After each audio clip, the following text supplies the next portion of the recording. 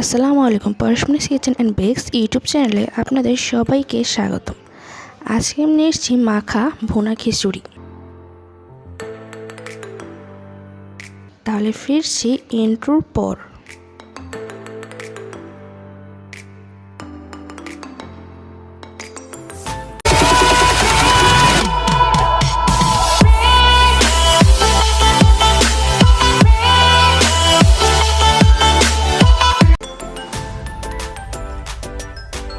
প্রথমে আমি চুলায় ফ্রাই প্যান বসিয়ে পরিমাণ মতন সয়াবিন তেল দিয়ে দেব।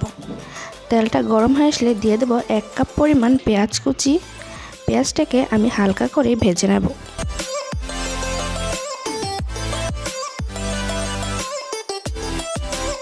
হালকা করে ভাজা হয়ে গেলে এখন দিয়ে দেব তেজপাতা, এলাচ আর দারুচিনি। এখন এই গরম মশলাগুলোকেও হালকা করে ভেজে নেব।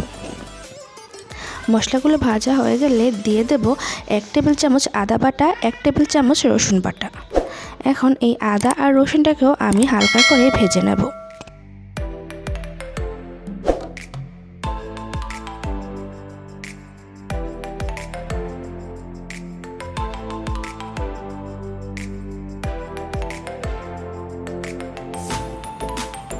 হালকা করে ভাজা হয়ে গেলে দিয়ে দেব 1 চা চামচ জিরার গুঁড়া, 1 চা চামচ গরম মশলা, স্বাদ মতো লবণ, 1 চা চামচ মরিচের গুঁড়া, 1 চা চামচ হলুদের গুঁড়া। এখন এই মশলাগুলোকেও আমি ভালো করে ভেজে নেব।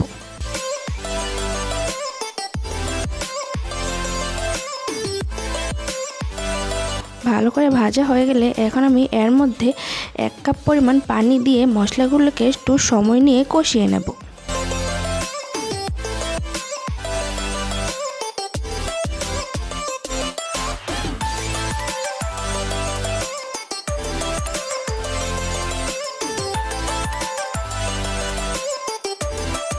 মশলাগুলো ভালো করে কষানো হয়ে গেলে এখন আমি এর মধ্যে মুরগির মাংস দিয়ে দেব। মুরগির মাংসটা আমি একটু মিডিয়াম সাইজ করে কেটে রেখেছি। এখন মশলার সাথে মুরগির মাংসটাকে আমি ভালো করে মিশিয়ে নেব।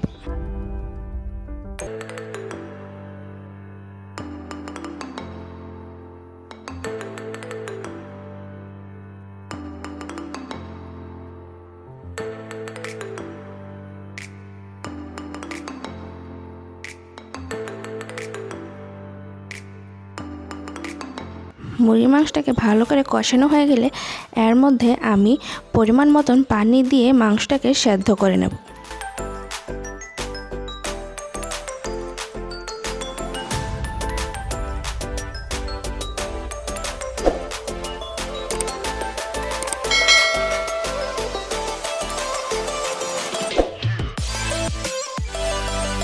মাংসটা পুরোপুরি রান্না হয়ে গেলে এখন আমি এখান থেকে মাংসের পিসগুলোকে তুলে নেব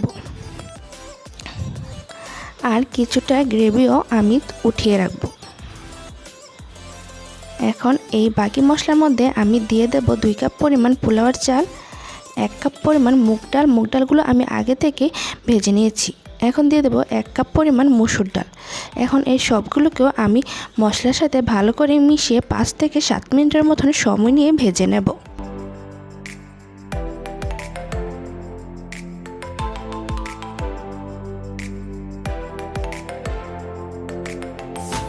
ভাজা হয়ে গেলে এখন আমি এর মধ্যে ফুটন্ত গরম পানি দিয়ে দেব।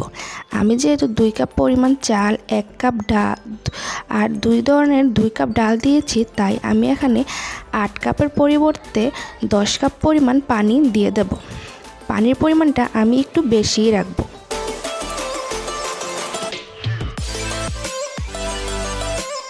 এখন ফ্লেভারের জন্য দিয়ে দেব কিছু কাঁচামরিচ। এখন সবগুলোকে আবার সময় নিয়ে ভালো করে মিশিয়ে এই খিচুড়িটাকে আমি একটু মাখো মাখো করে রান্না করে নেব। অবশ্যই চাল ডালের পরিমাণের একটু বেশি পরিমাণে পানি দেওয়ার চেষ্টা করবেন, তাহলে ভুনা খিচুড়িটা একটু মাখো মাখো হবে। যখনই দেখবেন ভুনা খিচুড়ির পানিটা অলমোস্ট শুকিয়ে এসেছে, তখনই আমি এর মধ্যে মুরগির মাংসটা আর যে এক্সট্রা গ্রেভি উঠিয়ে রেখেছি এই সবগুলো উপর দিয়ে সবগুলোকে আবারও আস্তে আস্তে করে ভালো করে মিশিয়ে নেব।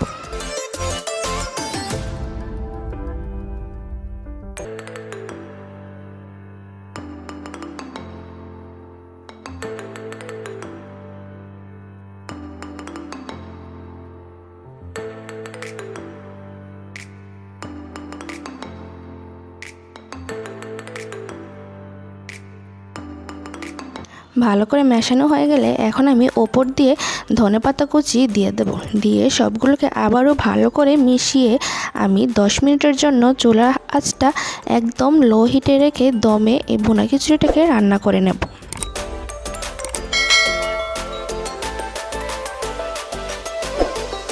দেখতেই পাচ্ছেন আমার ভুনা খিচুড়িটা কতটা মাখো মাখো হয়েছে।